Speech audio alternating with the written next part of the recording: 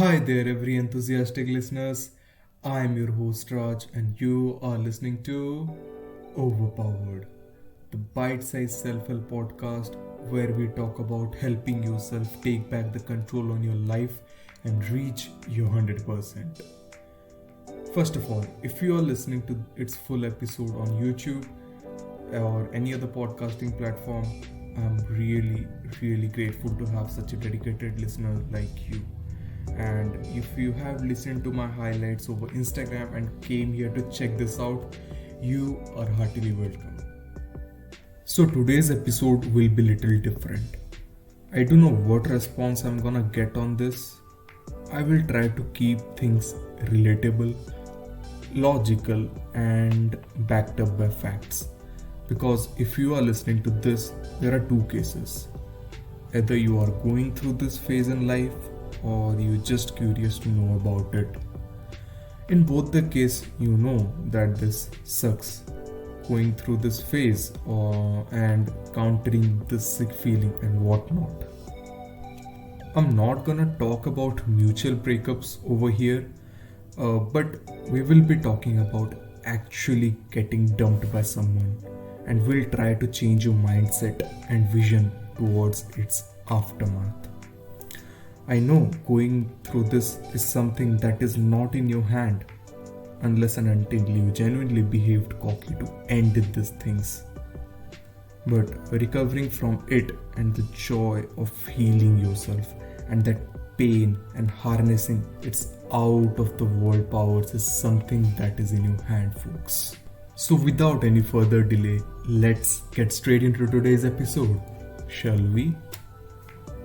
I want to know from you guys, what's the first thing that comes to your mind having this idea of getting dumped by someone or getting ditched by anyone in general during any of your projects or assignment or any other thing?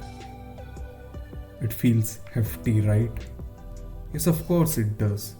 There's absolutely no reason why it shouldn't. But will your life after this will suck too? Massive no. I don't know if you have seen the pattern behind the signs of getting dumped, if there's something actually like that. But consider you wish to set your life for that special girl or that special guy, or long to do an assignment with your pal, or in general had any other plans with your best friend, and you were ditched by him or her. Neglecting such a feeling of appearing like a fool, which actually you are just feeling like it cause you are thinking like such. Your main source of achieving that joy was actually that particular task you were going to execute.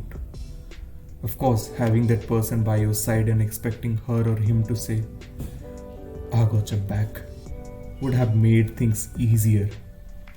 But you know what gonna make you feel more satisfied now, more fulfilled and more happy? If you do that task all by yourself, achieving that goal all by yourself, because this will prove you, my friend, you are a badass and you know how to get things done. Is doing it is easy? No. Is doing it is hard? Hell yes. But you can do it. If it would be easy, then PTSD wouldn't be a thing. When someone enters your life or leaves you, they create ripples in your peaceful lake, your brain. It depends on how one perceives it. Depending upon your perception upon him or her, these ripples would be large or small. In simple word, you will be disturbed from your mental peace. It is that particular moment you know you have to channelize those disturbance for your virtue. Because now you have a reason to succeed, to create something, or to lead a better life and work on yourself. You know why it sucks to be left by someone? Because they leave you with who you are. That is your own self. If you find it difficult living with your present self, how can you expect someone to live with that person? So channelize those disturbances which you get from that trauma to make a better version of yourself. Again, I'm not talking about any medical conditions here. If you are facing difficulties post-trauma for a very long duration, it would be wise to seek some support. Anyways, here we are going to discuss what we can do. First one, channelize the disturbance. As we talked before, anytime you feel unstable or anxious, think about what would be the wise decision to do now to get yourself out of that thing right now. Probably finishing up that essay, or doing that last rep of deadlifts, sitting through one more hour of revision although you feel exhausted. Finishing up your task will give you that little dopamine boost that will help you rebuild your confidence. You gotta know, self-development is the best distraction from trauma. Keep thinking like, oh, he or she left me, but you know what? She won't be sitting for this extra 1 hour, but I am, so I am better. He won't be waking up at 5 am to make a hell productive day, but I am, so I am better. I'm not saying always keep thinking about what he or she is doing. Just think about certain things that require you to cross your boundaries. Keep a comparison parameter for those particular things. This will help you a lot, because here's the harsh fact. We feel better when we realize we are comparatively better than someone. So what are you gonna do next? Find people who have answers. People who've been through this. People who have overcame it. Not people who are still suffering for a girl or a guy who left them years ago. My best place to find those kind of personalities is Google Podcasts. Because it's the place where hundreds and thousands of people have literally left you stepping stones to step on. I don't know why Google isn't showing my podcast, although I have gotten confirmation mail from them. If anyone's listening to me and knows about its terms and conditions, reaching me out in my DM would be a great help. Anyways, that's a fish to catch another day. So you have found an ideal who has been through it. So what are you gonna do now?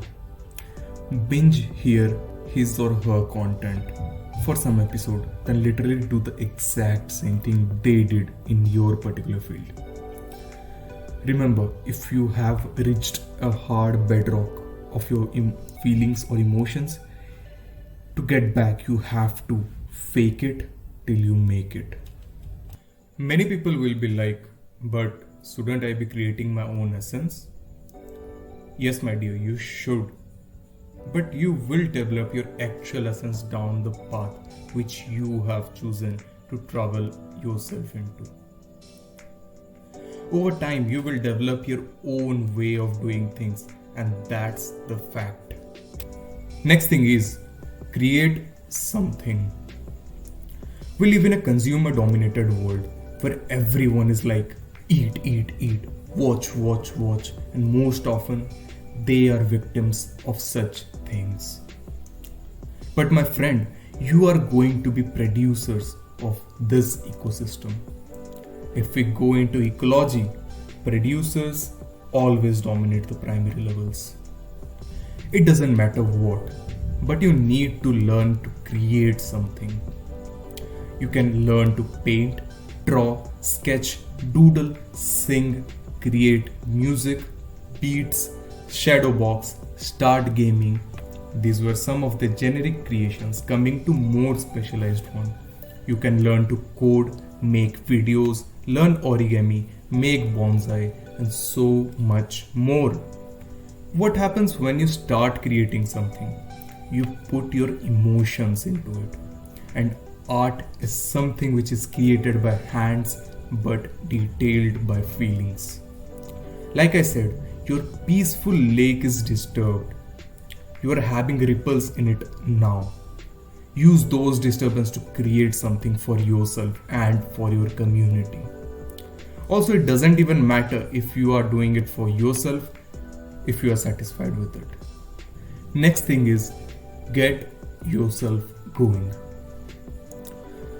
Alright, fine. I can understand you were happy with that person. And now you are alone. You don't feel like doing anything. You are feeling depressed, sad, vulnerable, and a bunch of other things too. But I am asking you, were you that much weak to give your emotional authority to someone? Were you that ailing to give your life steering wheel to someone, especially when your parents, sibling, and many other peoples who have genuine expectations and love from you are sitting behind? They can't see what's going in your head. They can't see if they are going to reach their destination or a big ditch. So, my dear friend, override your emotions. Get that goddamn steering wheel and get yourself going. Chances are you will overtake that person in future. And when you will be looking back at him or her in the future, they will be so far behind in the track that you can't even see. Lastly, I want to say things will change if you are willing to change them. Otherwise, it's your choice to live a comfortable life with those feelings of betrayal. Because it's easy to blame someone else when clouds of regret is hovering over your head. So, that was it for today's episode. I hope you liked it. I was little hesitant about making one in this topic, so don't forget to comment down below and share your feelings about this episode. Don't forget to share and tag me in your stories. This will help this little podcast reach more ears. That was it. Take care of yourself, your family, and your loved one. Seeing you next week. Bye bye.